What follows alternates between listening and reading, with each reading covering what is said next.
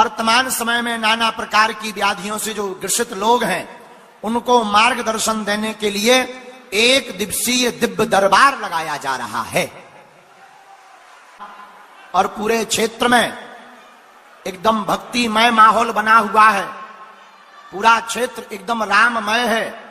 मेरे पागलों, तुम लोग भाग्यशाली हो कि हम सब मिलकर के आज बागेश्वर हनुमान जी का आशीर्वाद लेने के लिए बैठे हुए हैं।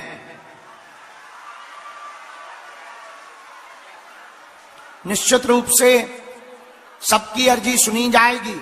और एक और बड़ी गंभीर बात हम आपको बताएं, अर्जी तो लगनी ही है, पर आज हम आपको एक ऐसा उपाय देंगे कि आपको दुनिया के किसी भी तांत्रिकों से तुम्हें डरने की जरूरत नहीं है। हनुमान जी महाराज और बालाजी की कृपा से तुम्हारा कोई बाल बांका नहीं कर सकता। दिव्य दरबार की तो हम सब बागेश्वर हनुमान जी का ध्यान करके उनका आवाहन करते हैं कि वो पधारें और हम सब पर कृपा करें और हम सबकी अर्जी को स्वीकार करें। एक बात हम बड़ी गंभीरता पूर्वक बता दें, पर्चा बनना जरूरी नहीं है। बागेश्वर बालाजी के दरबार में बैठ गए, समझो आपकी अर्जी लग गई है। आप प्रतिदिन ओम बागेश्वराय नमः इस मंत्र का जाप प्रारंभ कर दो। लहसुन प्याज मांस मंदरा बंद कर दो।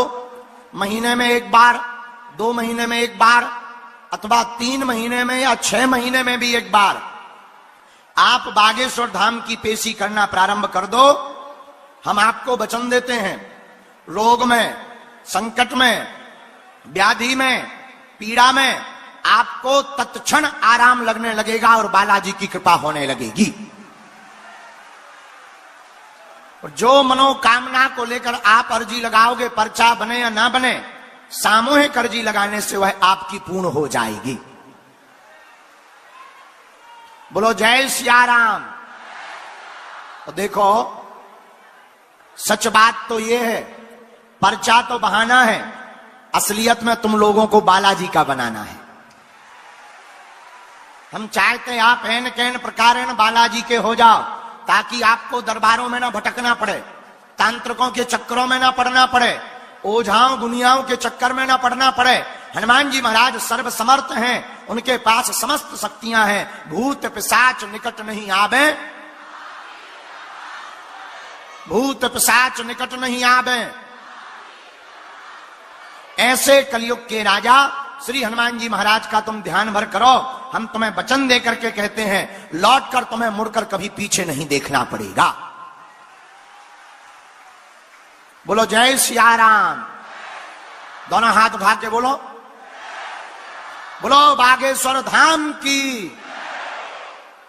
इसीलिए हमारे प्रियजनों और हमारे पागलों, आप सब जो जो दरबार में विराजमान हैं, एक बात याद रखना, तुमने बहुत भटक लिया, बहुत दरबारों में ठोकरें खा ली, जगह जगह धक्के खा लिए। अब तुम इन चक्करों में पड़ना बंद करो, हमारे भी तुम चक्कर में पड़ना बंद करो। अगर तुम्हें पड़ना ही है तो जिनके बल से हम धर्म विरोधियों को ललकारते हैं, जिनके बल से हम तुम्हें मार्गदर्शन दे देते हैं, ऐसे बागेश्वर हनुमान जी के चरणों से जुड़ जाओ। और अगर अभी नहीं जागे तो धर्म विरोधी ताकतें तुमको मिटाने का प्रयत्न करेंगी, तुम्हें बर्बाद करने का प्रयत्न करेंगी।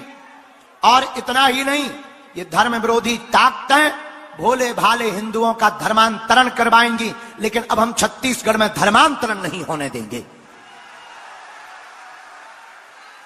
हम कल रात को यहां से कथा करके सीधे खेड़ापति हनुमान जी के दर्शन करने गए थे।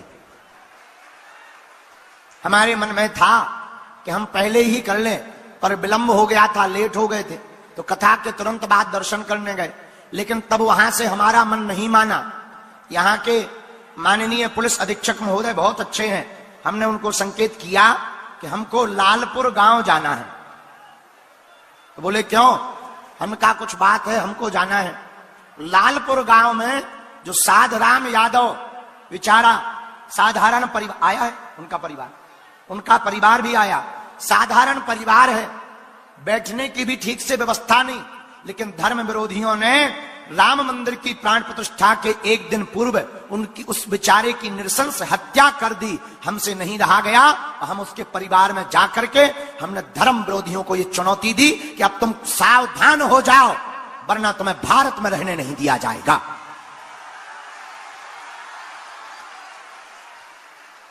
बोलो जय सिया राम। और मेरे पागलों और कबरधा के सनातनीय हिंदुओं, अब तुम्हें डरने की आवश्यकता नहीं है, हम तुम्हारे साथ हैं। अब कबरधा जिले में इन धर्म विरोधियों की दुकानें बंद होकर के रहेंगी। या तो इनकी ठटरी बढ़ेगी या यहां से